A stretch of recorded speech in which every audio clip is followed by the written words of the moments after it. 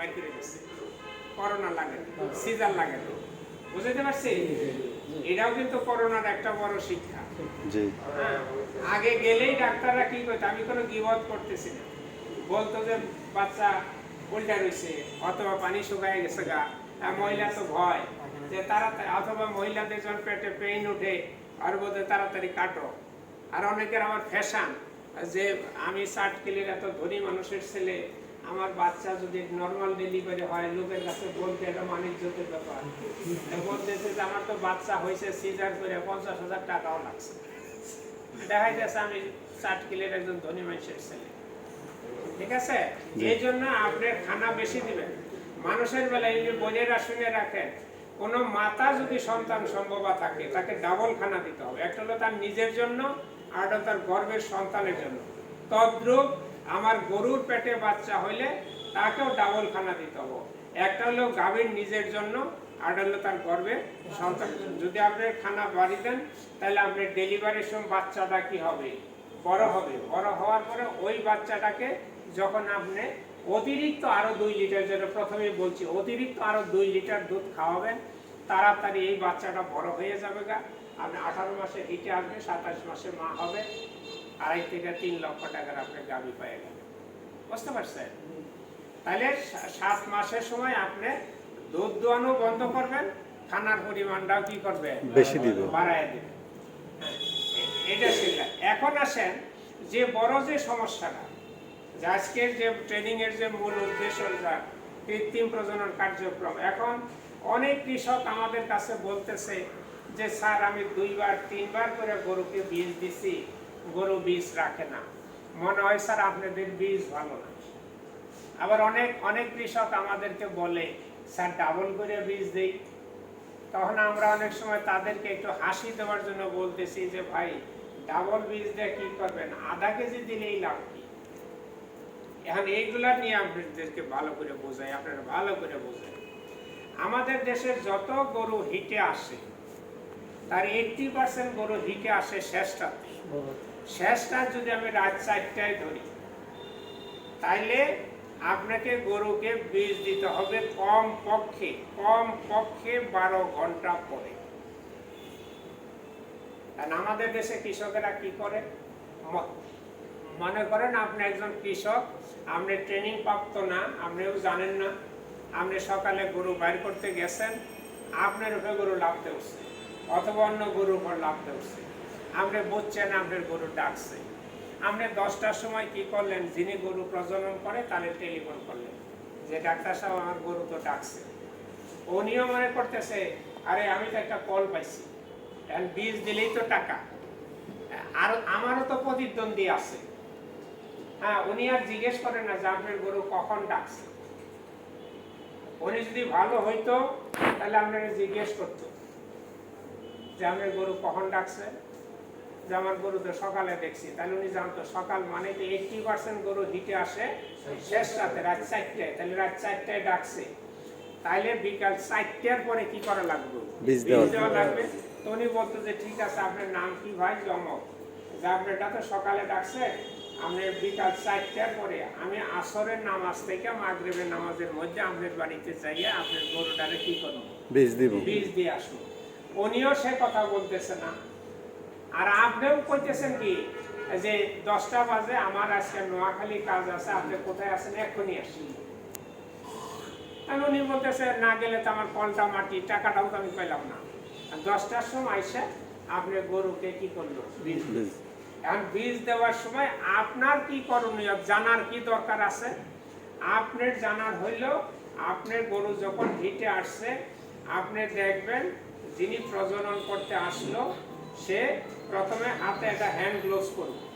Hand gloves করার পরে আপনি একটু সাবান দিবেন, সাবান না থাকলে সয়াবিন তেল দিবেন। তাহলে বলবেন আপনি পায়খানার রাস্তার চতুর্পাশে সাবান অথবা সয়াবিন তেল লাগান। তো মনে করেন আমি তো হালকা পাতলা মানুষ, শুকনা মানুষ, আমার হাতটা একটু চিকন, আমার হাতও যদি গরুর পায়খানার রাস্তা দিয়ে দিই, আর যদি একটা মোটা মানুষের হাত দেয়, তাহলে পায়খানার রাস্তার চতুর্পাশে যে ইপিথেলিয়াল সেলগুলো আছে এই চাপে ফেটে যাবে না।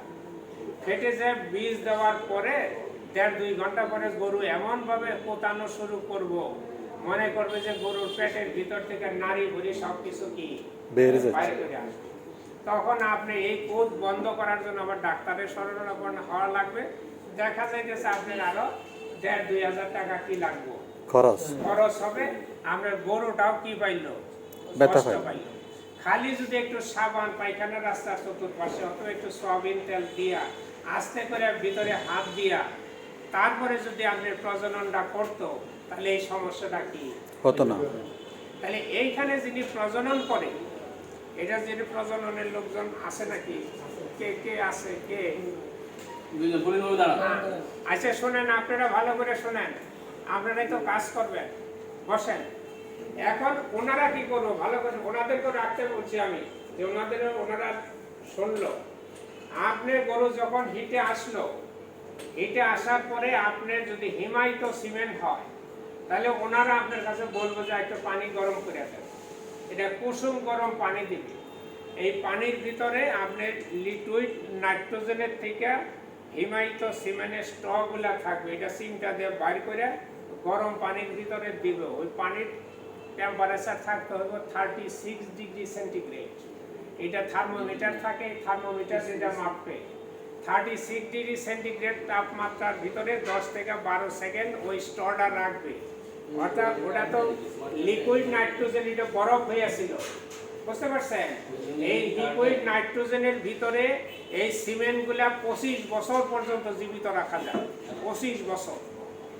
এটা বাইর করার পরে গরম পানি দেওয়ার পরে এটা লিকুইড হইলো, এটার মুখটা কাইটা এআই গানের ভিতরে ঢুকাইলো। এআই গানের ভিতরে ঢুকাইয়া হ্যান্ড গ্লোভস করবো, হ্যান্ড গ্লোভস পরে ভিতরে হাত দিয়ে গোবরটা পরিষ্কার করলো, করার পরে এটা মল দেখবে, যদি দেখা যায় মল বাইর হইছে তাইলে তো গরু হিটে আসছে।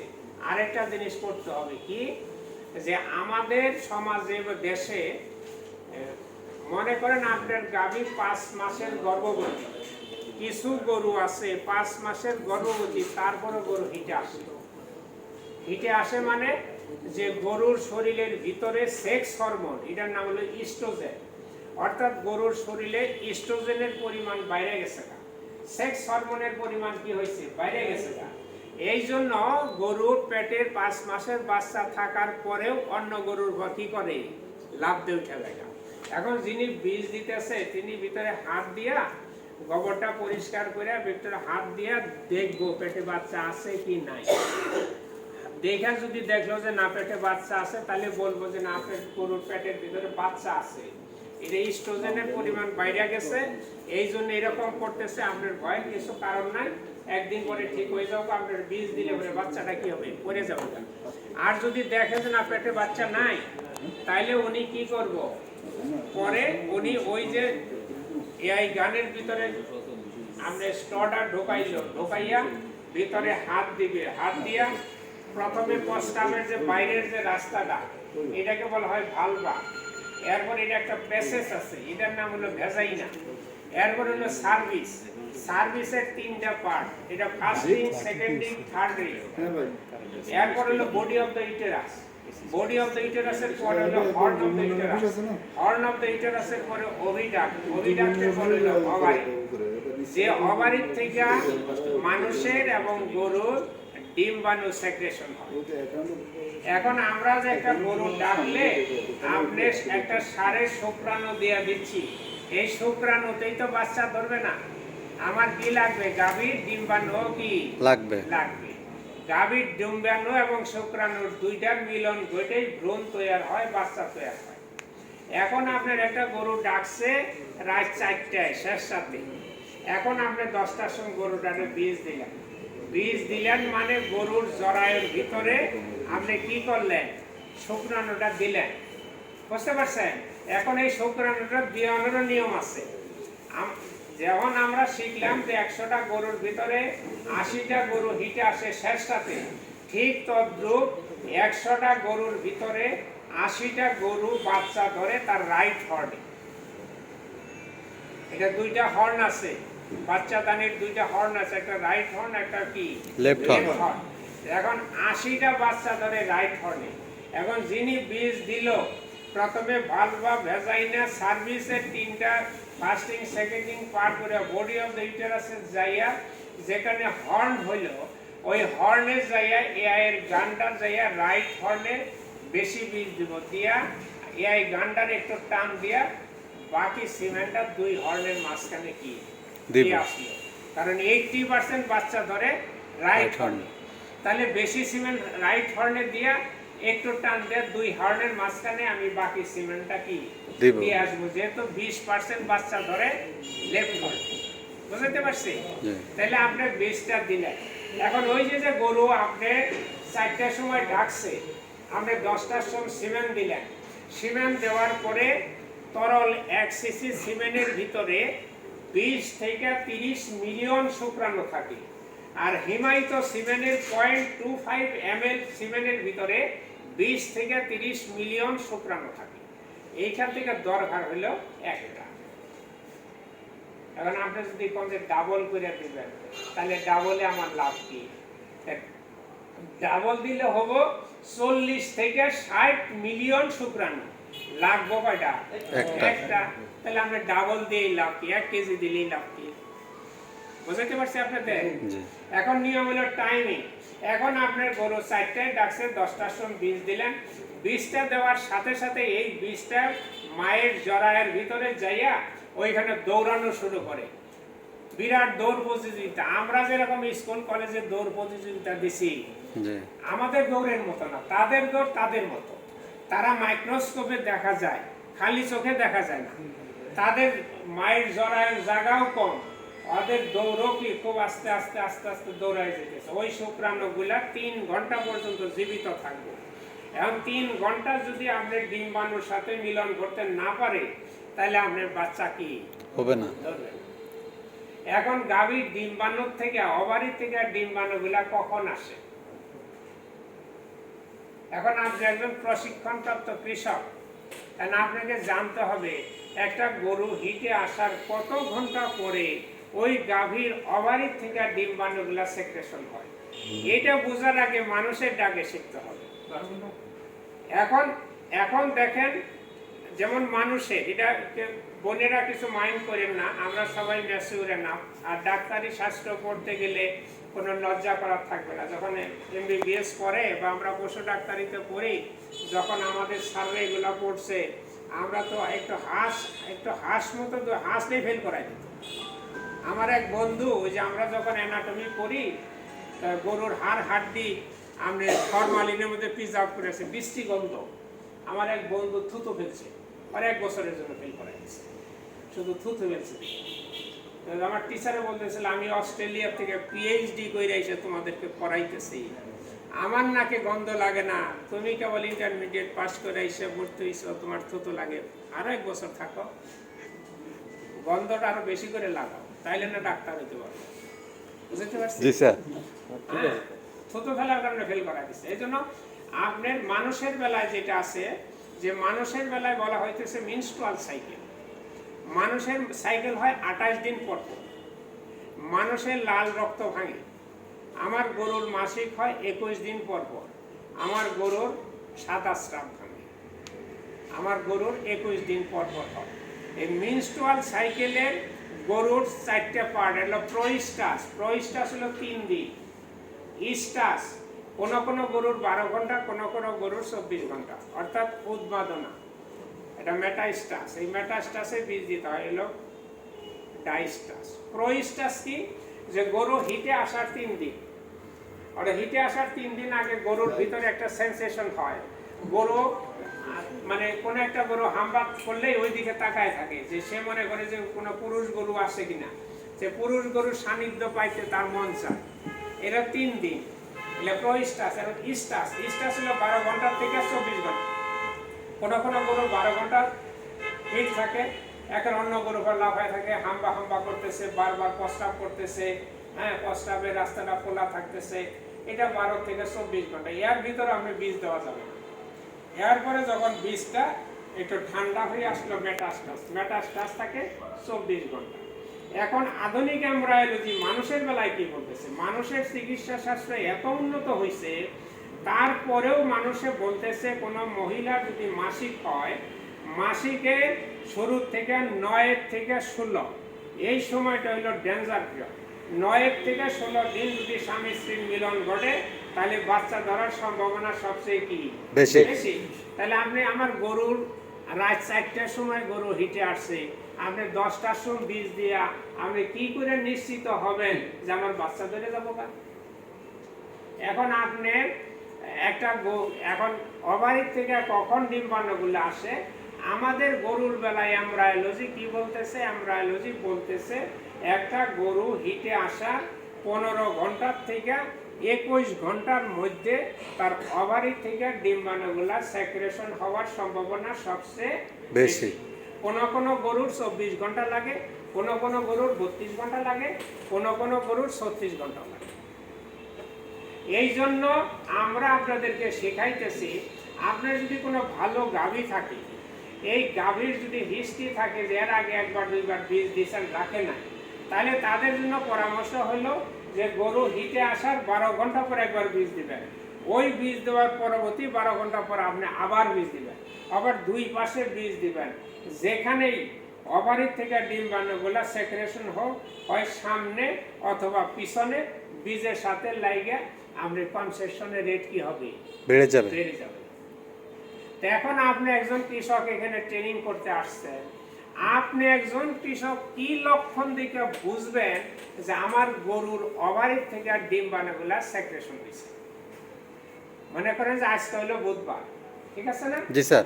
মনে করেন আজকে বুধবার, এখন বাজতেছে 11টা, ধরে নাও আজকে 11টার সময় আপনি গরুটারে বীজ দিচ্ছেন। আজকে বুধবারে 11টা বীজ দিলেন, বৃহস্পতিবার গেল, শুক্রবারের দিন যাইয়া আপনি 10টা বা 12টা যেটাই হোক, তখন আপনি গরু শুইছে, যাই দেখলেন গরু প্রস্রাব দিয়ে একটু রক্ত দেখা যায়। রক্ত দেখা গেল মানে এই যে ওভারির থেকে ডিম্বাণুগুলা সেক্রেশন হয়েছে। গাভীর ওভারি, মানুষ বা গরু যে মেয়েদের যেখান থেকে ডিম্বাণুগুলো আসে ওটার নাম হলো ওভারি। ওভারির ভিতরে একটা থৈলা আছে, এটাকে বলা হয় কর্পাস লুটিয়াম। এই কর্পাস লুটিয়ামের ভিতরে আপনার ফলিকুল ডেভেলপ করে।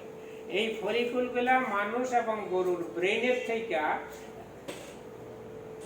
ফলিকুল স্টিমুলেটিং হরমোন এবং লিউটিনাইজিং হরমোন, দুইটা হরমোন সেক্রেশন হইয়া ওই ওভারির উপরে কাজ কইরা ওই প্রাইমারি ফলিকুলকে সেকেন্ডারি ফলিকুল, টারশিয়ারি ফলিকুল তৈরি করে পরবর্তীতে ওভাতে রূপান্তরিত করে। ওই ওভাগুলো বড় হইতে হইতে ওভারির উপর একটা পাতলা পর্দা দিয়ে ঢাকনা থাকে। যখন এটা বড় হইতে থাকে, বড় হইতে হইতে একটা সময় এই ওভারির উপরে পাতলা পর্দাটা কি হয়? ব্রাস্ট হয়ে যায়। ব্রাস্ট হয়ে এখানে ডিম্বাণুগুলা বাইর হয়ে আসে, আইসা অভিডাক দিয়ে এটা আগায় আসে। আগায় এসে এরা শুক্রাণুর জন্য ওয়েট করে যে শুক্রাণুর সাথে এটা মিলন ঘটলেই ভ্রূণ তৈরি হবে, বাচ্চা তৈরি হবে। এই ডিম্বাণুগুলা 12 ঘন্টা মাতৃ জরায়ের ভিতরে থাকে। 12 ঘন্টার মধ্যে যদি শুক্রাণুর সাথে মিলন না ঘটে, তাহলে 6 ঘন্টা পরে, 6 ঘন্টা বার না, 6 ঘন্টার ওয়েট করবো। 6 ঘন্টার মধ্যে যদি শুক্রাণুর সাথে মিলন না ঘটে, এই ডিম্বাণুগুলা মারা যাইয়া মাতৃ জরায়ের ভিতরে ডেড বডি হয়ে কি থাকবে।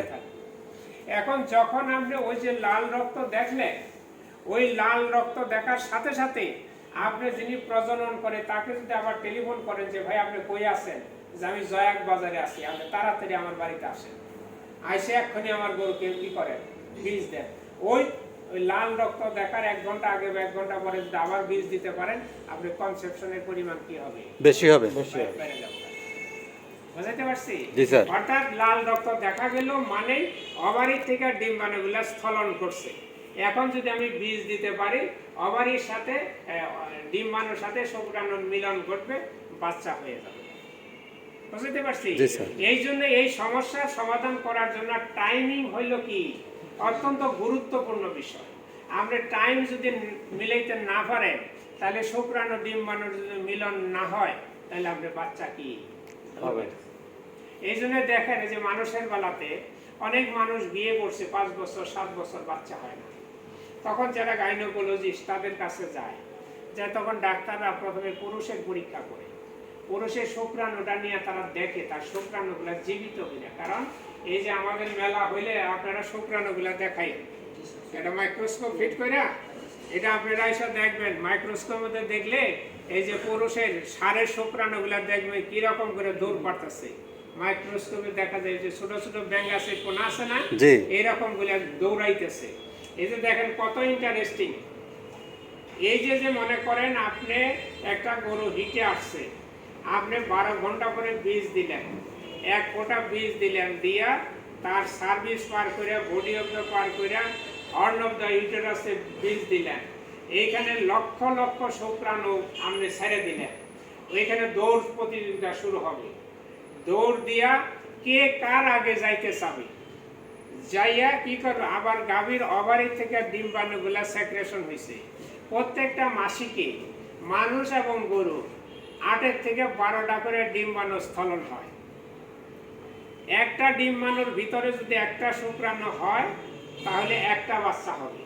কোনো কারণে যদি 2টা ডিম্বাণুর ভিতরে 2টা শুক্রাণু ঘটে তাহলে টুইন 2টা বাচ্চা হবে।